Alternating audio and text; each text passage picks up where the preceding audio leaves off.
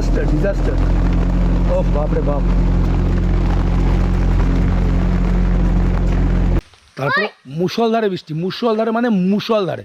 ওই ওদের কাছে থাকে চটফট মাথায় দিয়ে বসার জন্য, ডুগুকে নিয়ে তো অনেক কষ্টে বসেছি। আমি তো পুরো ভেজা।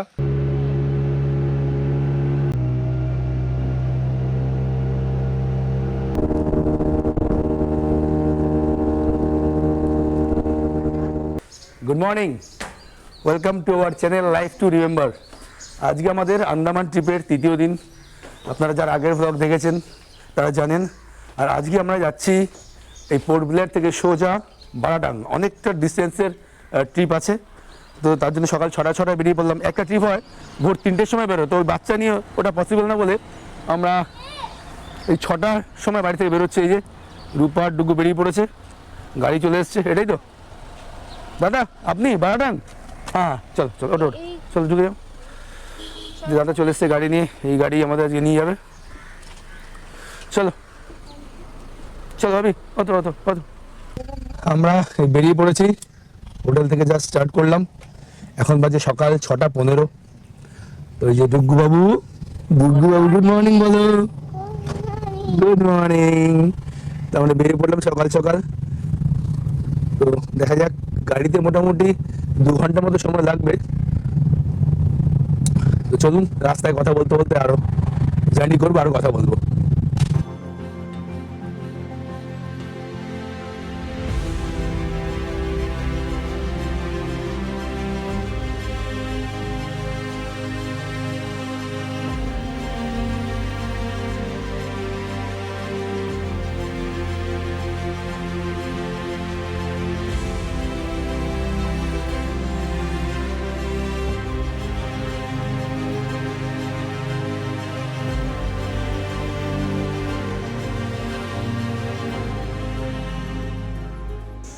এখন বাজে ঘড়িতে সকাল 7টা 15। 1 ঘন্টা লাগলো। আমরা পোর্ট ব্লেয়ার থেকে রওনা দিয়েছি, এসেছি জিরকাটাং চেকপোস্ট। এই জিরকাটাং চেকপোস্টে আইডি কার্ড দিয়ে পারমিট বের করতে হবে। আমরা যাব, এরপরে চেকপোস্ট ক্রস করে জাওরা গোষ্ঠীর যে মানুষরা এখন এখানে বসবাস করে তাদের দেখতে দেখতে যাব ভিতর দিয়ে, জঙ্গলের ভিতর দিয়ে। সেই রাস্তা দিয়ে আমরা যাব, দুদিকে হয়তো তাদের আমরা দেখতেও পাবো। তবে এই চেকপোস্ট ক্রস করার পরে না কোনো ক্যামেরা, কোনো ফোন অ্যালাউড নয়। আশপাশ দিয়ে মানুষরা চলে আসে, তাদের খাবার দেওয়া অ্যালাউড নয়, কোনো অঙ্গভঙ্গি করা অ্যালাউড নয়। কারণ তারা অনেক পুরনো দিনের মানুষ, তো আমাদের এই তথাকথিত সভ্য সমাজের সাথে তারা এখনও অ্যাডজাস্ট করতে পারেনি, তাই অনেক কিছু এখানে অ্যালাউড নয়। তো যাই হোক, এখানে আমাদের ড্রাইভারকে আমাদের আই কার্ড দিয়ে দিয়েছি, উনি পারমিট বানাতে গেছেন। আর এখানে যে এক একটা করে কনভয় বেরোয়, এই যেমন গাড়ি দেখুন, এই যে চেকপোস্ট সামনে, এই চেকপোস্ট ক্রস করেই যেতে হবে ভিতর দিকে, জঙ্গলের দিকে। এই যে গাড়িগুলো এসে দাঁড়িয়েছে একের পর এক গাড়ি, এই গাড়িতে করে আমরা এসেছি। এই দেখুন দাঁড়িয়ে পড়ছে পরপর সব টুরিস্টরা। এরকমভাবে লাইন দিয়ে গাড়িগুলো কনভয়ের মতো যাবে, তার আগে সবাইকে পারমিট করতে হবে। তো এখানে একটু আমরা টাইম অনেকক্ষণ আছে, কারণ এখান থেকে গাড়ি ছাড়বে 9টার সময়, তো প্রায় 1.5 ঘন্টার উপর সময় রয়েছে। একটু ব্রেকফাস্ট করবো এখানে, একটু রিফ্রেশমেন্ট নেবো। আর টাইমটা যেহেতু অনেকটা, আশপাশটা একটু দেখি। এখানে একটা মন্দির রয়েছে, তো এটা একটু ঘুরে দেখবো। এই সামনে একটা ছোটো মন্দির, ডুগ্গু আর রূপা চলে গেছে হাঁটতে হাঁটতে। এই যে মার ছেলে মন্দিরে এসে বসে পড়েছে সকাল সকাল।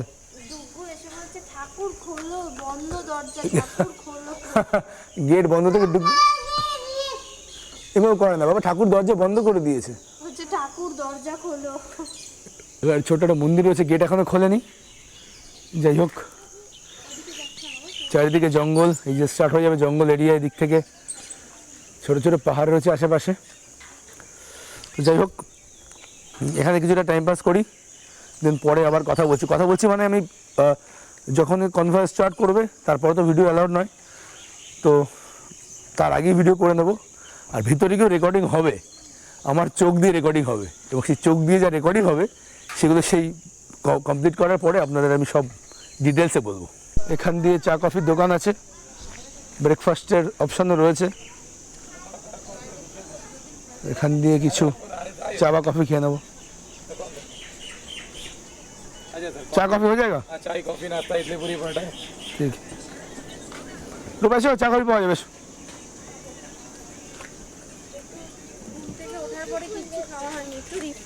হ্যাঁ, রিফ্রেশমেন্ট দরকার আছে না, চা কফি খেয়ে নি। কফি খাবে? না, চা। আচ্ছা, দো চাই দিই। 2 चाय दे दो। আমরা নিয়েছি 1 প্লেট ইডলি, 1 প্লেটে 4টে আছে, তাই আপাতত 1 প্লেটই নিয়েছি, পারলে আর 1 প্লেট নেব। কেমন কাজ বাবা, ভালো খেতে? দুগু তুই খাবি ইডলি বাবা? ইডলি খাবি? ইডলি খাবি? খাবি না? আচ্ছা ঠিক আছে।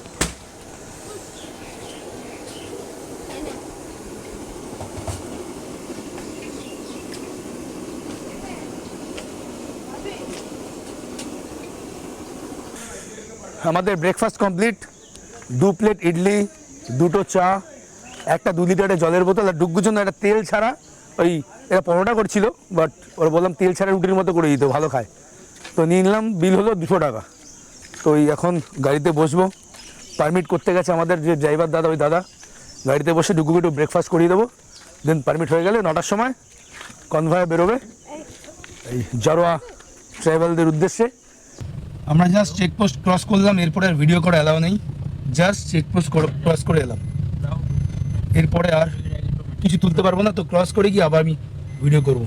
এই আমাদের শুরু হয়ে গেছে জারোয়া রিজার্ভ ফরেস্ট, জাস্ট শুরু হলো, জাস্ট শুরু হলো।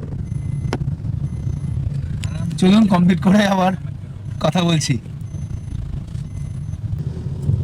এখন বাজে সকাল 9টা, আর আমাদের কনভয় জাস্ট স্টার্ট হলো। চেকপোস্ট আমরা জাস্ট ক্রস করে ঢুকলাম এই জারোয়া রিজার্ভ ফরেস্টে। আমি একটু জাস্ট একটু দেখিয়ে দিই, এই দেখুন সব গাড়ি লাইন দিয়ে চলেছে।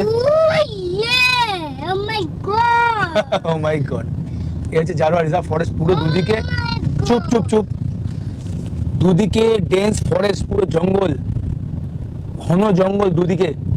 আর এই কনভয় চলেছে, আমাদের গাড়ি 3 নম্বরে, সামনে পুলিশের গাড়ি আছে যারা গাইড করে নিয়ে যায়। পিছনে দেখুন কনভয় আছে, এই যে এই দেখুন পেছনেও গাড়ি আসছে লাইন দিয়ে, একের পর এক গাড়ি আসছে। দেখুন সাইড দিয়ে তো পুরো ঘন জঙ্গল, পুরো ঘন জঙ্গল, এদিকে পুরো ঘন জঙ্গল, এদিকেও ঘন জঙ্গল। তো যাই হোক, এখন আমি ভিডিও নিয়ে নিচ্ছি, কারণ এরপরে আর ভিডিও নেওয়া অ্যালাউড নেই। জারোয়া সম্প্রদায়ের যারা আছেন তাদের ভিডিও নেওয়া একদম অ্যালাউ নয়, এটা টোটালি এটা ইলিগাল। এটা নিয়ে প্রচণ্ড রেস্ট্রিকশন আছে, এদের ভিডিও তোলা, ফটো তোলা নিষিদ্ধ, এদিকে তাকিয়ে কোনো রকম অঙ্গভঙ্গি করা যাবে না। সবারই কাজ দেখুন তোলা আছে, এরপরে ভিডিও নিতে পারবো না। হ্যাঁ, রেকর্ডিং অন থাকবে, আমার চোখে রেকর্ডিং অন থাকবে, আগেই বললাম, যা দেখবো পরে শেয়ার করব। তো এখন অফ করছি, কারণ দাদা বলছে অফ করে দিতে এখন, এরপরে রেকর্ডিং করছি না। আমরা এই ক্রস করে এলাম জারোয়া ফরেস্ট, তবে বেশি দেখতে পাইনি, 4 জন দেখতে পেয়েছি, জাস্ট 4 জন। তো ড্রাইভার বললো ফেরার সময় হয়তো আরও বেশি দেখতে পাবো। তো আমরা চলে এসেছি একটা ফেরিঘাটে, সামনে ফেরিঘাট, এখান থেকে না আমরা যাবো বারাতাং। তো ফেরি করে আমাদের নদীর ওপারে যেতে হবে। দাঁড়িয়ে আছে ভেসেল, গাড়ি এখানে পার্ক করে, সবাই লাইন দিয়ে গাড়ি পার্ক করেছে, প্রচুর লোক। আমরা ভেসেলে উঠে গেছি, আমরা এখন বারাটাং যাচ্ছি, ওখানে গিয়ে ম্যানগ্রোভ সাফারি করব বোটে, তারপর লাইমস্টোন কেভ যাব, তারপর যদি সময় থাকে তাহলে ওই একটা মাঠ ভলক্যানো আছে ওটা দেখব, দেন আবার ব্যাক টু হোটেল।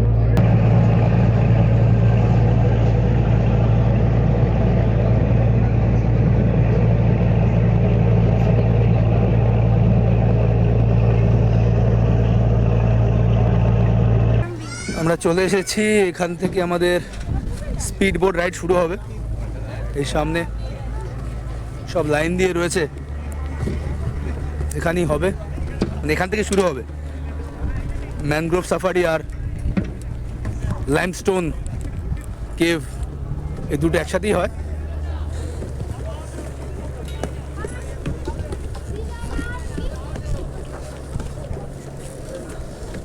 এখানে এসে একটু সুন্দরবন ফিল হচ্ছে, মানে ম্যানগ্রোভ সাফারি করতে করতে লাইমস্টোন কেভে চলে যাব। সুন্দরবন ফিল হচ্ছে।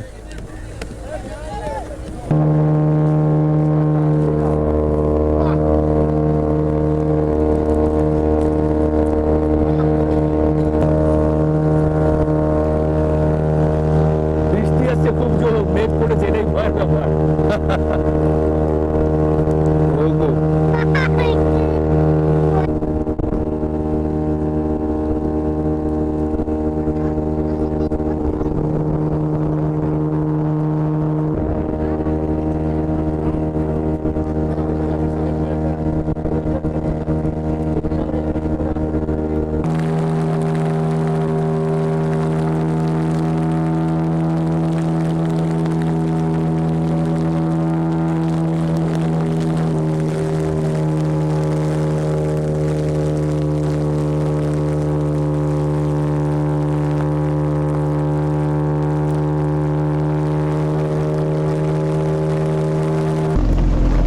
ডিজাস্টার।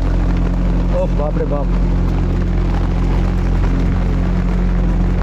পুরো ভিজে গেলাম। পিছন দিয়ে ঢুকে দেখলাম। চুপচাপ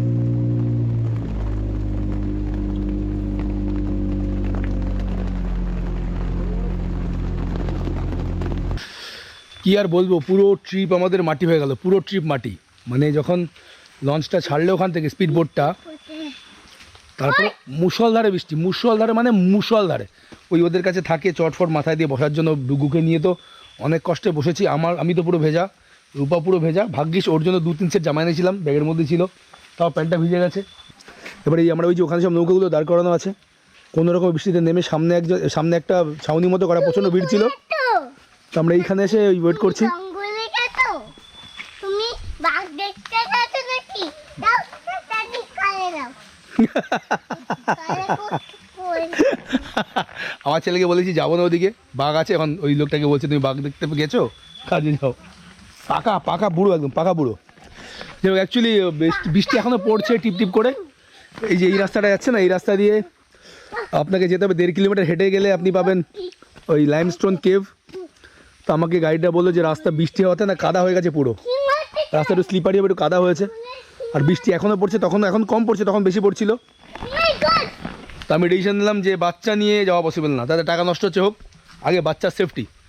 তবে আমি একটা বড় ভুল করেছি, কারণ যখন নৌকায় উঠছি না তখন অলরেডি আকাশে মেঘ ছিল, মানে বৃষ্টি হওয়ার চান্স ছিল, মানে বুঝতে পারিনি যে বৃষ্টি হবে।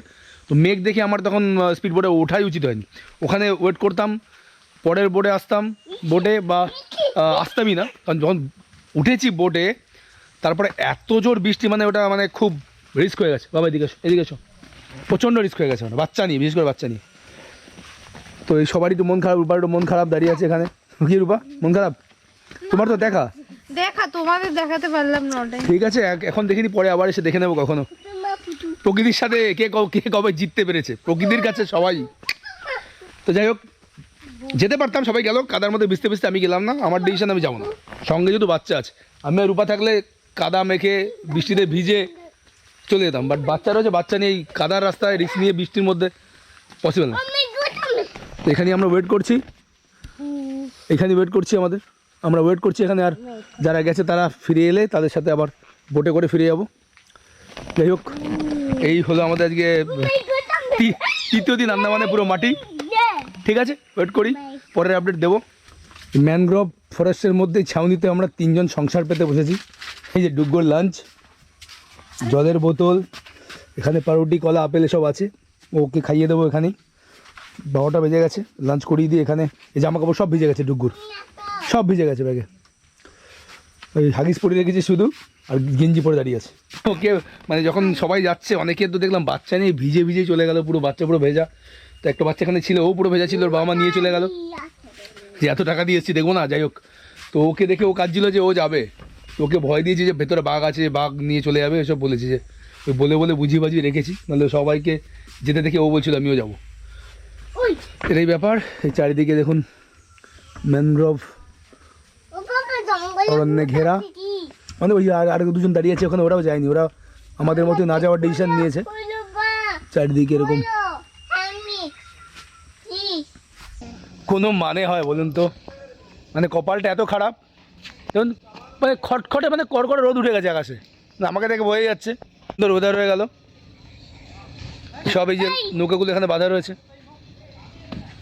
রোদ উঠে একদম ঝকঝকে ওয়েদার, আকাশ পুরো ক্লিয়ার হয়ে গেল, ঝকঝকে তকতকে ওয়েদার। জাস্ট 2 ঘন্টার জন্য হঠাৎ করে কোথা থেকে একটা কালো মেঘ এসে বৃষ্টি হয়ে একাকার কাণ্ড করে দিল। যাই হোক, এখানেই ওয়েট করছি, সবাই গেছে দেখতে, আমরাই যাইনি।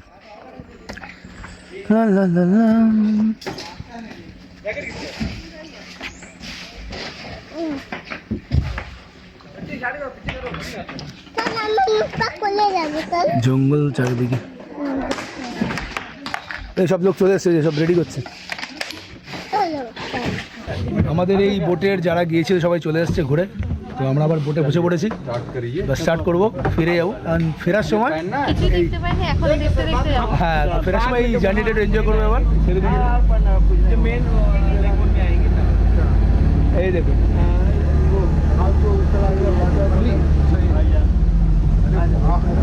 ये इसमें नहीं देख पाए थे ना बारिश की वजह से।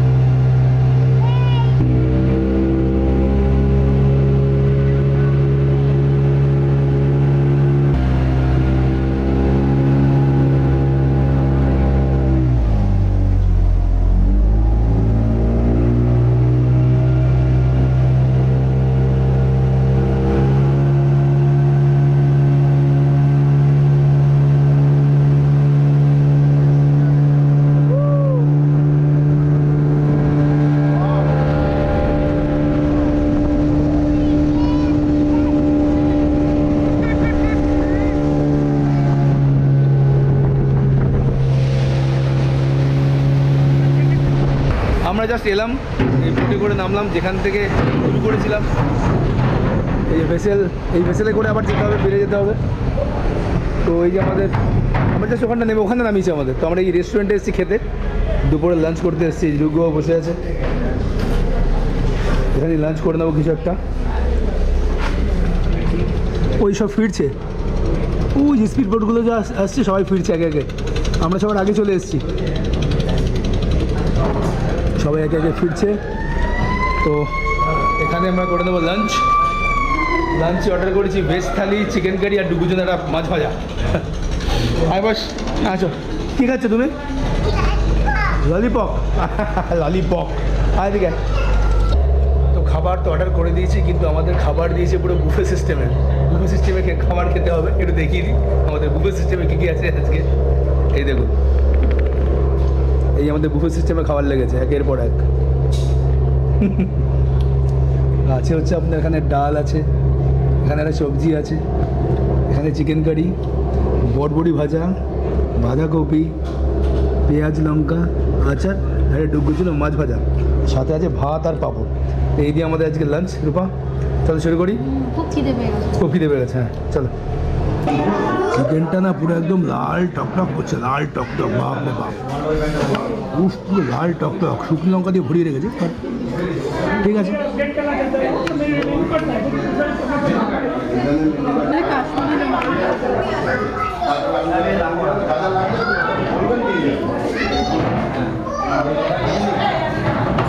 কারি আর গোয়ানিস খেতে, গোয়াতে এরকম চিকেন কারি পাওয়া যায়, এরকম টেস্ট অনেকটা। লাঞ্চ কমপ্লিট করে ভেসেল ক্রস করে আমরা আবার আমাদের গাড়িতে উঠে পড়েছি। চেকপোস্টও ক্রস করে গেছি।